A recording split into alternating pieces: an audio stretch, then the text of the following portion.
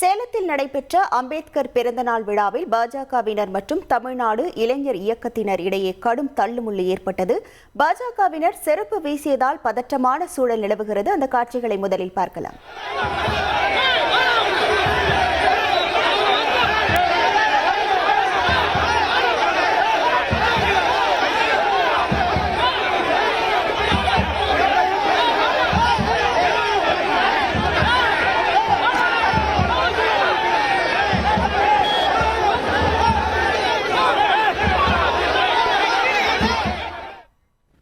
கூடுதல் விவரங்களோடு இணைகிறார் நமது செய்தியாளர் தமிழ்ச்செல்வன். வணக்கம் தமிழ்ச்செல்வன், தற்போது அங்கு இருக்கக்கூடிய கள நிலவரங்கள். சேலம் அம்பேத்கர் சதுக்கம் பகுதியில் அம்பேத்கரின் பிறந்தநாளை முன்னிட்டு அவரது உருவச்சிலைக்கு அனைத்து கட்சியினர் மற்றும் பல்வேறு அமைப்பினர் மாலை அணிவித்து மரியாதை செலுத்தி வருகின்றனர். இந்த நிலையில் தமிழ்நாடு இளைஞர் இயக்கம் என்ற அமைப்பு அம்பேத்கர் உருவச்சிலைக்கு மாலை அணிவித்து மரியாதை செலுத்திய பிறகு கோஷங்களை எழுப்பினர். அப்பொழுது இந்து சனாதனத்தை வேறறுத்த அம்பேத்கர் புகழ் ஓங்குக என்று கோஷம் எழுப்பிய நிலையில் அம்பேத்கர் உருவச்சிலைக்கு மாலை அணிவிக்க காத்திருந்த பாஜகவினர் கொந்தளித்து அவர்களை தாக்க முயன்றனர். இதனிடையே பாஜகவினர் கீழே இருந்து தமிழ்நாடு இளைஞர் இயக்கத்தின் நிர்வாகிகள் மீது செருப்பு வீசியதால் பரபரப்பு ஏற்பட்டது.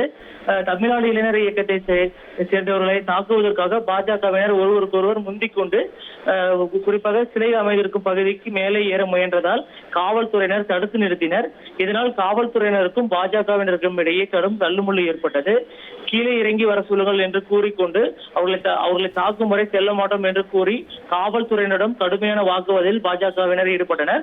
பின்னர் காவல்துறையினர் சமாதான பேச்சுவார்த்தை நடத்தி பாஜகவினரை அமைதிப்படுத்தி அங்கிருந்து மேலே சென்று மாலை அணிவிப்பதற்காக அனுமதி அளித்தனர். பின்னர் அந்த தமிழ்நாடு இளைஞர் இயக்க நிர்வாகிகள் பின் வழியாக அவர்களை இறக்கி பாதுகாப்பான முறையில் அவர்களை அனுப்பி வைத்தனர்.